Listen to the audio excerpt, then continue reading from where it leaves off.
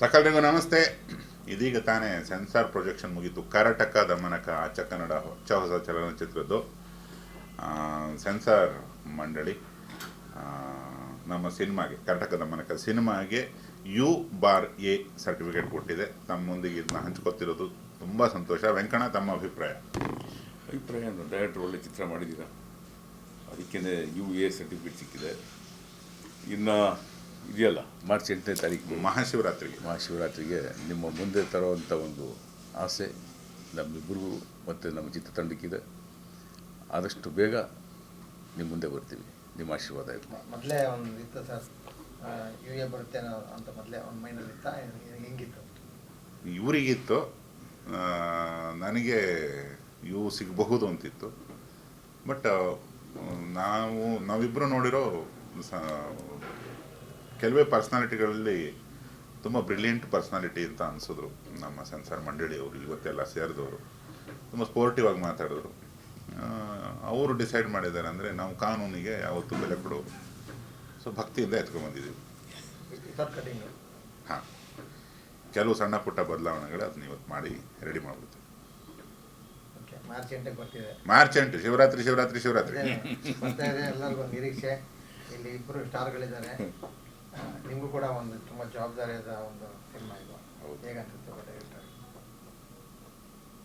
ಪ್ರತಿ ಸಿನಿಮಾನು ಮೊದಲನೇ ಸಿನಿಮಾ ಥರನೇ ಮಾಡ್ಬೇಕು ನಾವು ಟೆಕ್ನಿಷಿಯನ್ಸು. ನಿರ್ಮಾಪಕರು ಅಷ್ಟೇ. ಅದು ಶುರು ಆದಾಗ ಒಂದು ಥರ ಇರ್ತದೆ. ಅಡುಗೆ ಬೇಯ್ತಾ ಒಲೆ ಹೀಟು ಬಡಿಸೋ ಟೈಮ್ ಬರೋದು. ಇದೊಂಥರ ನಮ್ಮದು ಬಾಣಂತಿ ಪ್ರವೃತ್ತಿ. ಶುರು ಆದಾಗ ಅದು ಪ್ರತಿಯೊಂದು ಹೊಸ ಮದುವೆ ಥರನೇ. ಹೆರಿಗೆ ನೋವು ಶುರು ಆಗುತ್ತೆ 8ನೇ ತಿಂಗಳು, 8-8.5 ತಿಂಗಳು.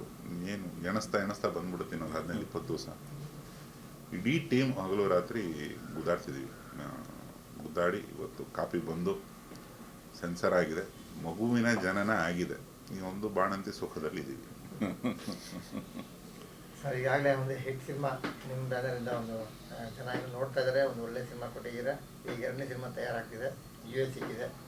ಅದೊಂದು ನಿರೀಕ್ಷೆ, ಜನಕ್ಕೂ ನಿರೀಕ್ಷೆ ಇದೆ ನಿಮ್ಮ ಬ್ಯಾನರಿಂದ ಮತ್ತೆ ಇನ್ನೊಂದು ಸಿನಿಮಾ ಬರ್ತಾ ಇದೆ ಅಂತ. ನಿಮಗೆ ಹೇಗನ್ಸ್ತಾ ಇದೆ? ನಾನು ಆದಷ್ಟು ಹೆಚ್ಚಿಗೆ ಒಂದು ಸಿನಿಮಾ ನಿರ್ಮಾಣ ಮಾಡಬೇಕು ಅಂದರೆ ಕಾಮಿಡಿ ಏನಿದೆ ಇದರಲ್ಲಿ ಅಂತ ಯೋಚನೆ ಮಾಡ್ತೀನಿ. ಕತೆ ಅನ್ನೋದು ನನಗೆ ತುಂಬ ಇಂಪಾರ್ಟೆಂಟ್ ಅನ್ನೋದು. ಎರಡನೇದು ಎಷ್ಟು ಎಂಟರ್ಟೈನಿಂಗ್ ಆಗಿ ಹೇಳ್ತೀವಿ ಅನ್ನೋದನ್ನು ನಾನು ತುಂಬ ಸೆಲೆಕ್ಟ್ ಮಾಡಿರ್ತೀನಿ. ಆ ಒಂದು ನಿಟ್ಟಿನಲ್ಲಿ ಕತೆನ ಸೆಲೆಕ್ಟ್ ಮಾಡೋಕ್ಕೆ ಇಷ್ಟಪಡ್ತೀನಿ. ಬಟ್ ಈ ಕತೆ ಹೇಳಿದಾಗ ಬರೀ ನಗ್ತಾ ಇದ್ದಿದ್ದೇ ಆಯಿತು ನಮಗೆ. ಕತೆ ಹೇಳೋವಾಗಲೇ ಈ ಸಿನಿಮಾ ನೋಡಿದೆ ಮೊನ್ನೆ. ನೋಡಿದಾಗಂತೂ ಅಷ್ಟು ನಕ್ಕು ಖುಷಿ ಆಯಿತು ನನಗೆ.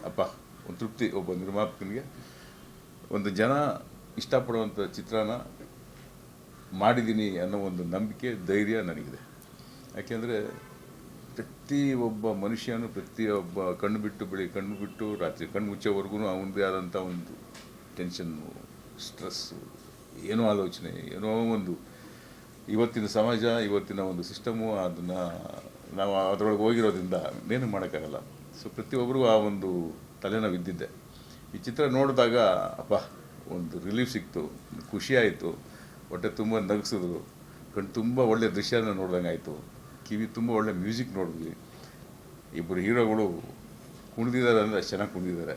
ಸೊ ಅಷ್ಟು ಒಳ್ಳೆ music, dance, visual, story and entertainment ಇದೆಲ್ಲ ಮೀರಿ, ಇದೆಲ್ಲದಕ್ಕಿಂತ ಕೊನೆಯಲ್ಲಿ ಥಿಯೇಟ್ರಿಂದ ಆಚೆ ಬರೋವಾಗ ತುಂಬ ಒಂದು ಒಳ್ಳೆ ಹಿಡನ್ ಮೆಸೇಜ್ನ ಜನಗಳಿಗೆ ಅದು ತಟ್ಟುವಂಥ ಒಂದು ಒಳ್ಳೆ ಮೆಸೇಜ್. ಅದು 100% ಜನಕ್ಕೆ ಇಷ್ಟ ಆಗುತ್ತೆ ಅಂತ ಅನಿಸುತ್ತೆ ನನಗೆ. ಅವನಿಗೆ ಗ್ಯಾರಂಟಿ ಊರು ಬಿಟ್ಟು ಬಂದವನು.